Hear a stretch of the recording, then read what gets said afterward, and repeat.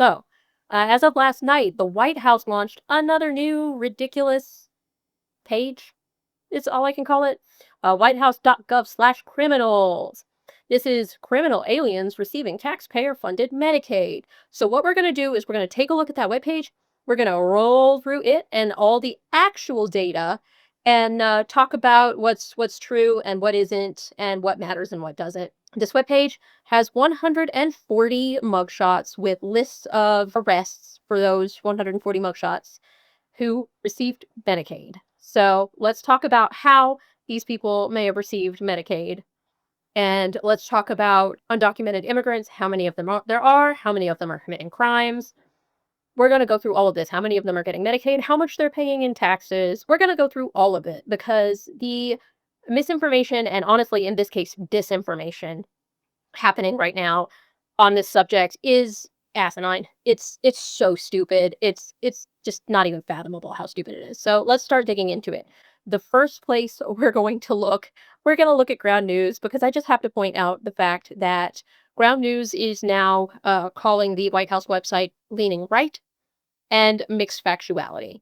This is the world that we're living in right now. Is our own government websites are no longer reliable, and that is so sad. But different issue.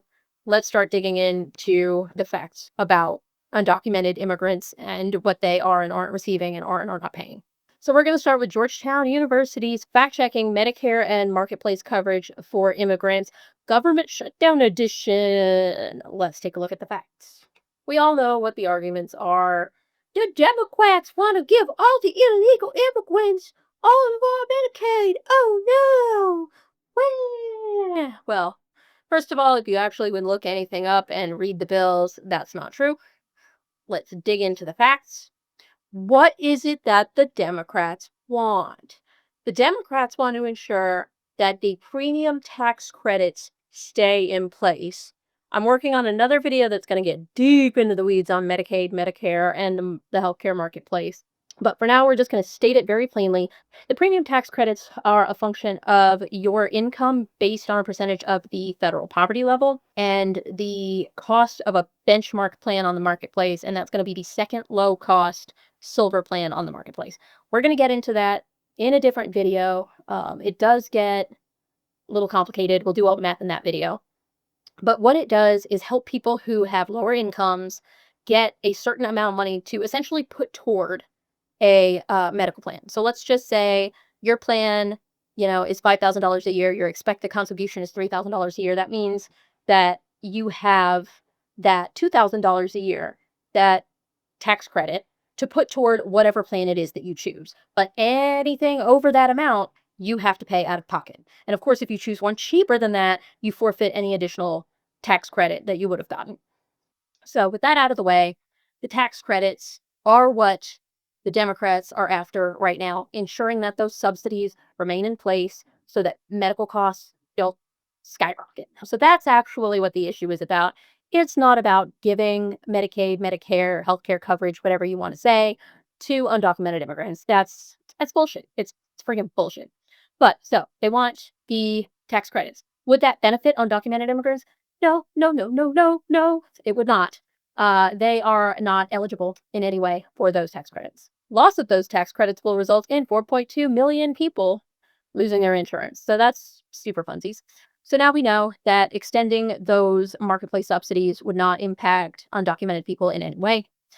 Repealing H.R. 1, which is the big, beautiful bill, it wouldn't increase coverage for undocumented immigrants because they weren't eligible before. They're not eligible with it, and they wouldn't be eligible if it gets repealed. There is absolutely zero change there. Repealing H.R. 1 wouldn't increase coverage for undocumented immigrants, but it would increase coverage for a tiny subset of documented immigrants. So what H.R. 1 does is take the pool of lawful immigrants and slash that down for who is and isn't eligible for Medicaid and Medicare. It's a rather small pool of people. It would be a small group compared to most of the people who will lose healthcare in the U.S. who are U.S. citizens if these subsidies are cut. Next, let's just open H.R. 1, the big, beautiful bill, and talk about that for a second. Because if you haven't looked it up, if you haven't read it, you're uninformed, you're stupid, And here it is right here, congress.gov/bill. You see it all right there. Go to it. And guess what? Control F that nonsense and type in Medicaid. It'll highlight all of the places that Medicaid is featured. And you can go in and you can grab that section number and you can plug that section number in and you can go right to it. Read the dang legislation. Stop listening to bullshit. All right, let's move on. The second provision in H.R. 1 related to immigrants does impact funding that's related to undocumented immigrants, but it doesn't actually impact any kind of coverage. So, federal law states that emergency rooms have to stabilize medical emergencies no matter who you are, no matter what color you are, no matter where you came from, doesn't matter. They are required to stabilize you. So, this leads us back to that whack ass White House website page, the criminals. This is how they're getting Medicaid. Most likely those 140 people that they identified, and we're gonna do the math, believe me. Those 140 people out of all the undocumented immigrants in the United States that they identified as having a criminal record and received Medicaid probably went to emergency rooms. But they're also required, of course, if a woman is in labor or anything like that, to take care of her and the U.S. citizen that comes out of her. So any of the women on that list probably went into labor or had some kind of pregnancy needs or complications, and that's how they got a tiny amount of benefits from that. Let's take a look at the percentage of medical spending and Medicaid spending that goes to that. So let's cut to that clip. Let's talk about immigrants and Medicaid real quick with the government's new website that just launched. Or I should say web page. It's on the White House's website. You know, there's a lot of confusion going on what the Democrats do and don't want. There are a lot of blatant lies out there. I'm not even going to paint it as anything else. It's blatant lies. It is disinformation. Undocumented immigrants are not eligible for Medicaid or CHIP. Only some present lawful immigrants are able to meet the restrictions to qualify for any of those things as well. What would H.R. 1 do? It would make a few more of those groups ineligible. So we know the qualified list here. It would change a few of those. That is what it is. But no, there is no Medicare, Medicaid, any of that stuff for all illegal immigrants. That is hilarious bullshit. Emergency Medicaid spending. That's the only spending that illegal immigrants get. If you show up at an emergency room, you are going to be treated. Period. Done. End of story. It doesn't matter who you are, where you came from, what color you are. If you are on American soil, emergency medical treats you. Done. Period. Over. That's it. And Medicaid does spend a certain amount of money, less than 1%, and we'll dig into numbers even further later, but is spent reimbursing hospitals for emergency care that they have to provide to anyone who does not have an eligible immigration status. So that is how that small amount of money is consumed by illegal immigrants. We'll also talk about how much they pay into federal taxes and state and local taxes as well. So that'll dig a little deeper into this money. But here we go. Here is our total Medicaid spending for 2023 versus the emergency Medicaid spending. Ta-da, that's what it looks like. That's what everyone's getting all mad over. So it has absolutely nothing to do with that. And H.R. 1, the funny thing is with all the screaming over Democrats want to give illegal immigrants free medical care or Medicaid or whatever, H.R. 1 doesn't change this. This is what everyone's trying to talk about, but this is not even what anybody is talking about. All right. The actual issue that Democrats have is the cutting of the subsidies for American citizens who are now going to experience extraordinary healthcare cost increases because of the expiration of those subsidies. That's the argument. But this is what the conservative population is choosing to focus on. That's not even impacted by H.R. 1. That's not even impacted by anything that's going on right now. But it's a fun talking point to try to say that illegal immigrants are getting Medicaid funds. So here you go. Here's what it is. It's emergency room spending. That's it. Some states have coverage. Anyone who has a problem with that, deal with it at the state level. We're talking federal right now. Immigrants use less healthcare. They have lower healthcare costs than U.S.-born citizens. And let's dig deeper. Let's go. All right, we're back. So let's talk about this emergency Medicaid funding reimbursements. The federal government allots a certain amount of money to be paid back to these hospitals for taking care of anyone who does not have provable legal status. It's a tiny little pool of money. H.R. 1 cuts that down, putting more burden on the states to cover the rest of that money. Whether you're for it, whether you're against it, doesn't really matter. It's a tiny fractional change. It doesn't really impact any kind of coverage available for immigrants in any way. It's simply basic human decency of not letting people bleed to death on the steps of a hospital. So, I mean, if you want people dying on the steps in front of all the hospitals, then we can do a more extreme version of this and cut all the funding and allow hospitals to deny people. But we don't do that because we're a wealthy nation that has no reason to allow people to starve to death or bleed to death. So our hospitals take care of people when they show up to the emergency room. This might cut the funding and put the burdens on the state, but it does not change the federal requirement that hospitals treat everyone that shows up at the emergency room. Extending the tax credits, repealing H.R. 1, neither of those things will increase or reinstate any kind of cover for undocumented immigrants because it's never existed. Undocumented immigrants have never been eligible for these services outside of emergency medical care. The only thing that H.R. 1 does is cut the pool of lawfully present immigrants that can qualify for these programs. And it's a teeny tiny little slice of nothing. Let's move on. So before you cry about the Democrats trying to give illegal immigrants out to help you, you can read the legislation. Just read. It's not that hard. It's really not. All right, let's start digging into some of the numbers and other information here. Let's look at the National Immigration Forum's fact sheet from 2022 about illegal immigration and healthcare benefits. Are undocumented immigrants eligible for federal healthcare programs and benefits? Their answer is, in general, no. They're ineligible for federal healthcare programs like Medicaid and Medicare, and are ineligible for most federal healthcare benefits aside from emergency care. So guess what? Even in 2022, before the big beautiful bill, guess what? It was the exact same, because the Personal Responsibility and Work Opportunity Act of 1996, undocumented immigrants were barred from access to federal benefits, including healthcare programs and assistance from Medicaid all the way to CHIP. Under that law, undocumented immigrants can only access federal benefits necessary to protect life or guarantee safety in dire situations, such as emergency Medicaid, emergency rooms, healthcare and nutrition programs for women, infants, and children. They also have to meet all of the eligibility requirements to be able to get any of that as well. Then we have the Emergency Medical Treatment and Labor Act. That's the act that says if you have a medical emergency or if you go into labor or whatever, you can show up at the ER and they're required to treat you. That's basic human decency. That's not going to change. We're not barbarians, all right? If you show up and you're bleeding to death, you're going to get treatment. It doesn't matter who you are.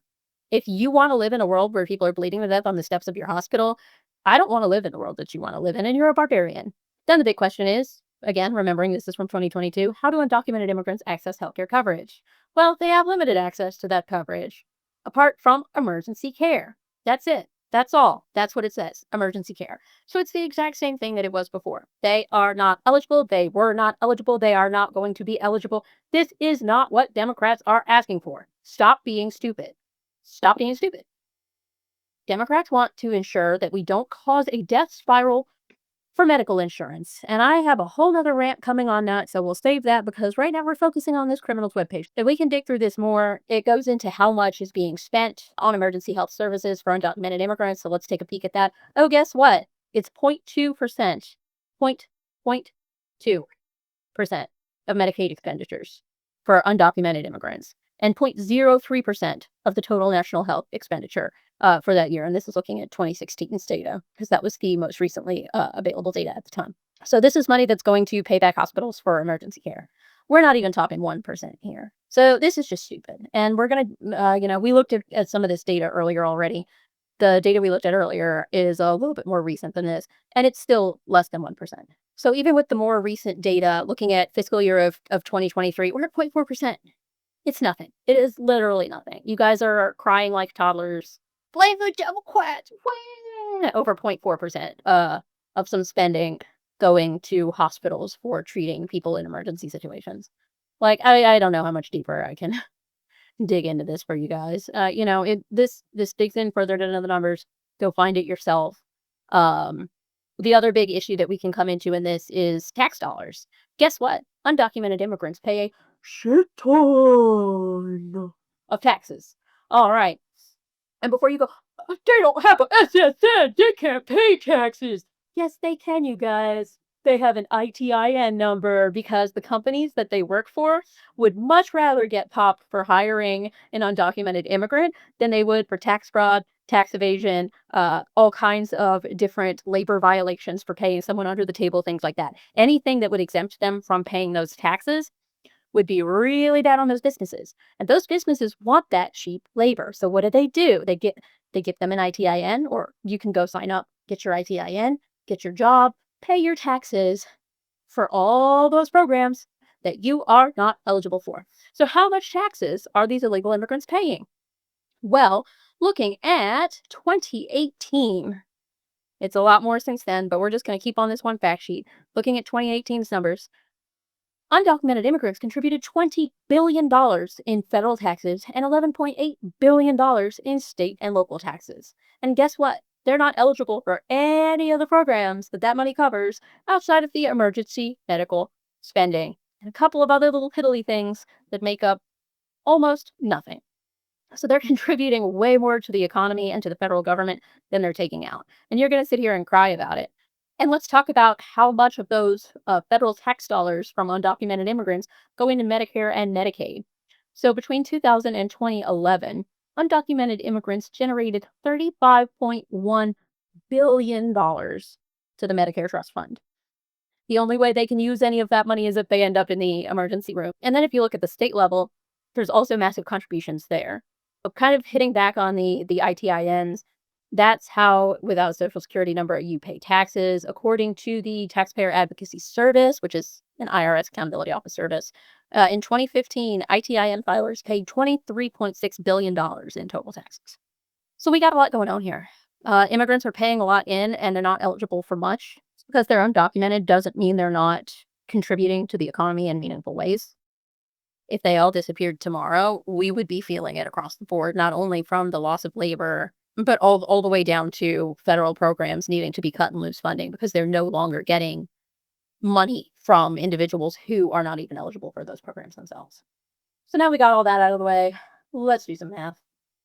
All right, we're going to whip out our handy dandy calculator and we're going to start doing some math, babies. So, there were 47.8 million immigrants residing in the United States as of 2023. That's from the Census Bureau. Of those, nearly 3/4 are here legally as naturalized citizens, LPRs, or holders of temporary visas. So let's go on ahead and do that math. We got 47.8 million. All right, there we go. 47.8 million, and 3/4 of them. So we're going to divide that by 4. That's 1/4 right there. All right, so 1/4 here illegally. That's 11,950,000 illegal immigrants. So here's the people that our government is currently trying to deport, to get rid of as quickly as possible. Don't even lie at this point and try to say only the criminal ones. No, we know that's not true. We're seeing who's getting deported. We know that's not true. All right, so let's go on ahead then and do the math here. Let me open my handy dandy percentage calculator because I don't feel like doing that much math. So let's be a lazy daisy. Here's our handy dandy percentage calculator. They found 140 illegal immigrant criminals that they put up on that webpage, and we know we have 11.95 million illegal immigrants total. Let's give that a quick calculate. And then let's laugh at the number because it's friggin' stupid. All right, here's our result, guys. Take a look at this. 0.00117, bunch of other numbers. Shit. I mean, it's not even enough to round up, but we'll round up to 0.0012. All right. I mean, we're looking at 1,000th, I can't even say it, of a percent. That's how friggin' small it is, all right? Can't even say it because it's a stupid number, because it's so small, it's infinitesimal. This is stupid. This is theater. If you don't think this is theater, then I don't know. I don't know how to help you because you're very clearly an idiot. You're going to get all riled up over the government finding 0.001% of a group of people who were criminals. You know what? I think we need context. I think we're just really, really, really missing some context here. So let's try to find some. All right, so here we are on the Department of Justice, Bureau of Justice Statistics. They've got the 2018 Violent Crime Report out here. Much like all of our data on Medicare and Medicaid, all these things get updated several years later. So right now we're operating on 2018, but let's just take ourselves a little look-see at the number of violent crime incidents by race or ethnicity of the offender. And we want to look at white people. All right, so we're gonna find out what percent of white people. So let's see. The Census Bureau's quick fact pages are in a maintenance cycle, so we'll have to find it elsewhere. All right, finally got to it with all the down websites, and their new charting software sucks, but I'm not gonna lie at all about that. It's awful. But census.gov library, we're here, we found it. 204.3 million people in the 2020 census identified as white alone, and then 235.4 million people reported white alone or combination with another group. We'll go on ahead and use the white alone number, so that's 204.3 million people. And then we need the crime statistics. Here we go. The number of white offenders. We have 2,250,300 people. Let me bring our calculator right on over here. Look at that. The number of violent crimes perpetrated by white people in the United States of America is 1.1% of the white population. Well, wait a minute. What was our response on the number of violent criminals that they put on their website? What was that again? What was that again? Oh, right, 0.0012%. So if we're going off of the data that they put down, obviously, yeah, it is it's skewed because they found 140 people who both committed a violent crime or at least were arrested for a violent crime. Let me say that correctly. They identified 140 people who were arrested for a violent crime and also have been to the emergency room at some point. But now we really need to know how many violent crimes are committed by undocumented people in total, not just ones that have been to the emergency room. So let's try to figure that out. All right, so in trying to figure that out, I came across WhiteHouse.gov, this lovely document here from the National Institute of Justice. It is from January of 2025. The undocumented immigrant offending rate is lower than U.S.-born citizen rate.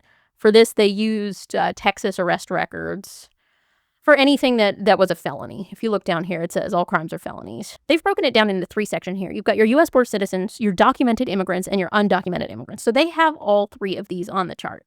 And surprise, surprise, U.S.-born citizens are more likely, per 100,000 persons, to be arrested for a felony. It is what it is. Then, of course, your documented immigrants, and then way lower are your undocumented immigrants. But let's try to find something that's a little bit bigger picture than just Texas.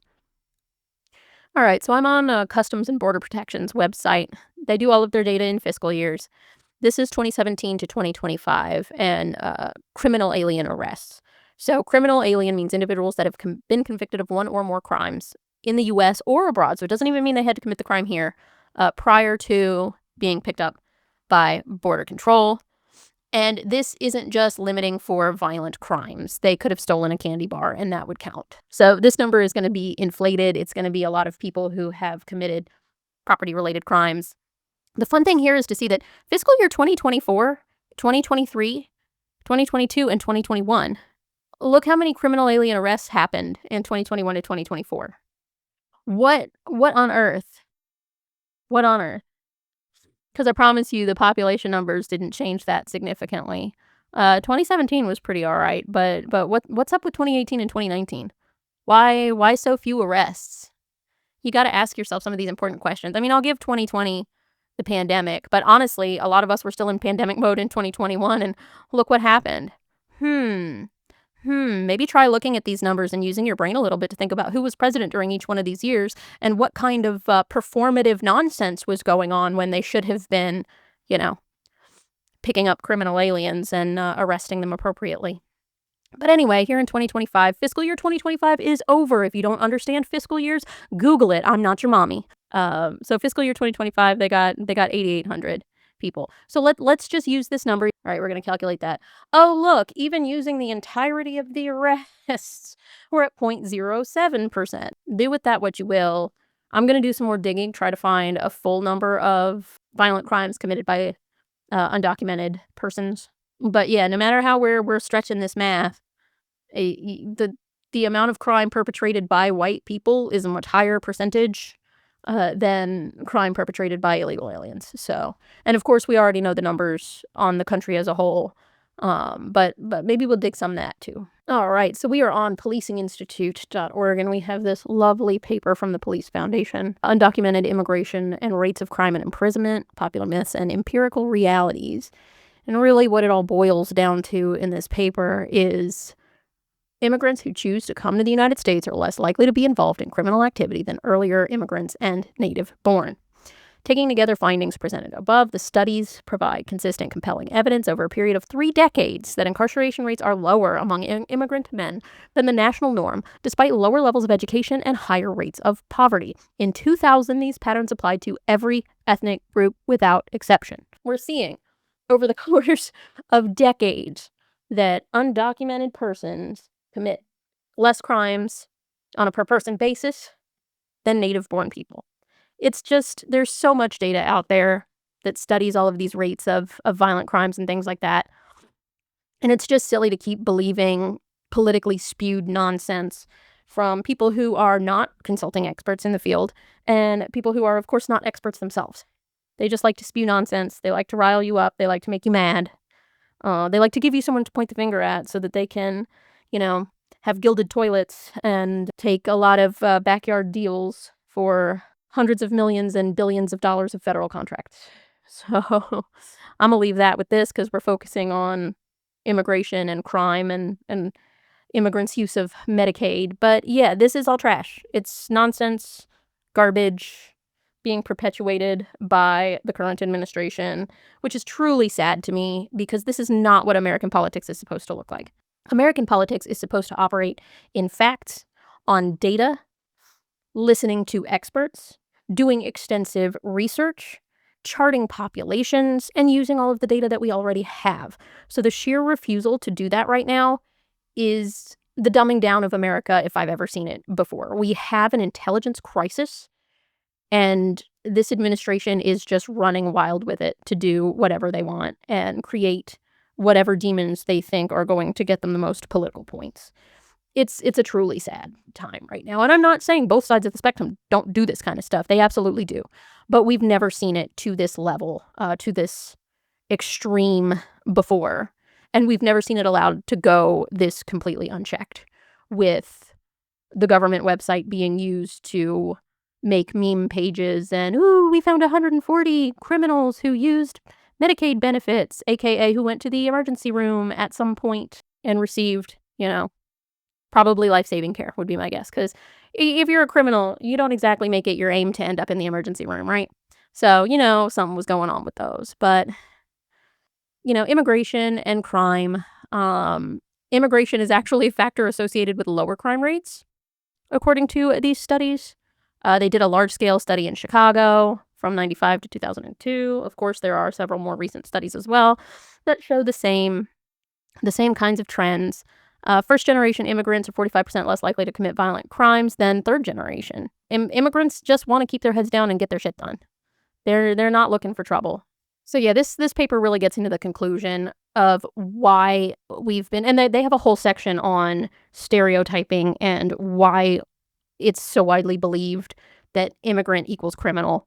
But they really conclude, it's usually young men arriving with low levels of education, and stereotypes associate them with higher rates of crime and incarceration. The fact that they come through unauthorized channels or overstay a visa is being framed, and they say it right here, is being framed as an assault against the rule of law, reinforcing the impression that immigration and criminality are linked. So all the fear, all the baloney, it's just simply an optics game. It doesn't refute the evidence to sit here and talk about it ad nauseum.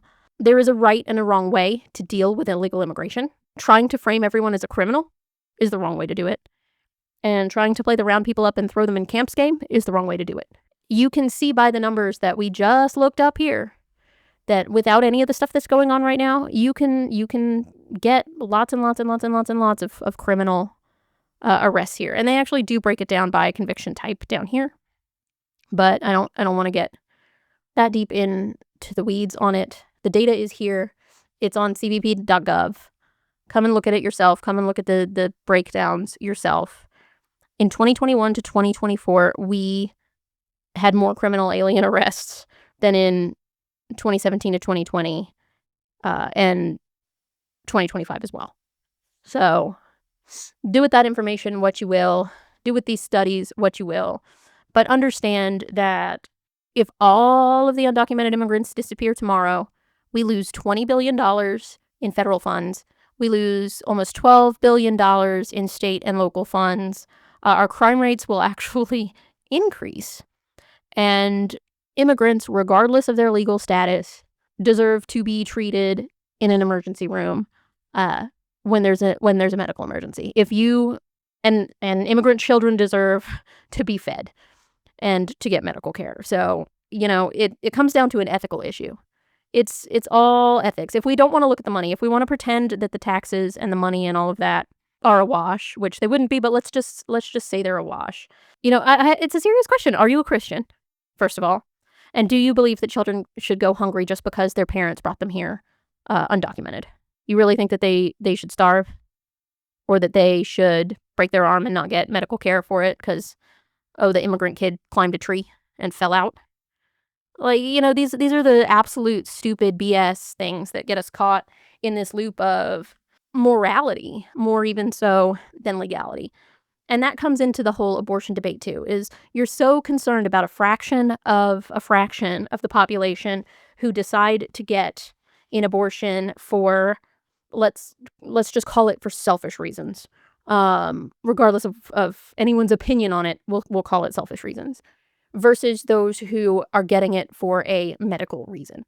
Blanket bans on things like immigrants and healthcare cause serious problems. People who need medical care now can't get it. If you have an ectopic pregnancy in some places, you're just screwed. You're probably going to bleed to death. It is what it is. And that's what happens when we allow people who are not experts, who have not done the studies, who have not read the studies, who have not looked at the data, who don't give a singular shit about the data and just want to rave on about issues that get people riled up. What are they getting you to look away from? All of this has gotten so stupid. Conservatives used to want small government, but conservatives absolutely do not want small government anymore. They want massive controlled oversight. They want to be told what to do 24/7 for the simple fact that that will give them the ability to point fingers at everybody else and play police brutality man. That's the only thing I can think of, because the government is in our bathrooms. The government is in our bedrooms. The government is in our doctor's offices. The government is frickin' everywhere right now. So if you say you want small government, you are absolutely full of shit. Because you know what I want? I want the government to fuck right off. Leave me the fuck alone. I pay my taxes. I do, what I need to do. And that is what it is. They should leave me the hell alone as long as they're getting their money. Done and done. I don't need them telling me what I should and shouldn't do medically. From vaccines all the way down to abortion. I don't need them, and Tylenol. Let's not even get started on the Tylenol nonsense. Fuck right off. Use my taxes to fund hospitals and build new roads and, improve infrastructure. Get some people in office who actually care about fiscal responsibility and take fiduciary responsibility seriously and actually get rid of all of the Christmas tree bullshit legislation that's putting money right into politicians' pockets, and build a system that benefits everyday Americans instead of just the elite of the elite. And worry less about what your neighbor is doing behind closed doors. I don't give a singular shit what my neighbors do in their houses or in their doctor's office.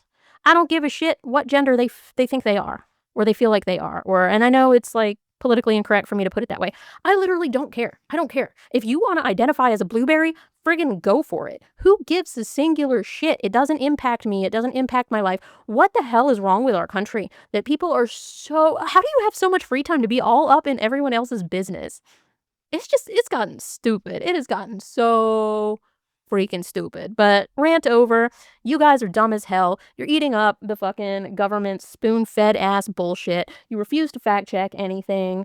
I mean, it's gonna come back and bite you at some point, and you're gonna be crying like, who could have predicted this? Go cry in your Cheerios. I hope the government gets all up in your body, all up in your house, all up in your bathroom, all up in everywhere they are on everyone else right now, because you're the one who asked for it. So take your giant, overwhelming surveillance government with you and GTFO, because this is not what America's supposed to look like. But you morons fall for whatever nonsense they try to throw at you. So, logic and reason for all. Do some friggin' research. I'm out.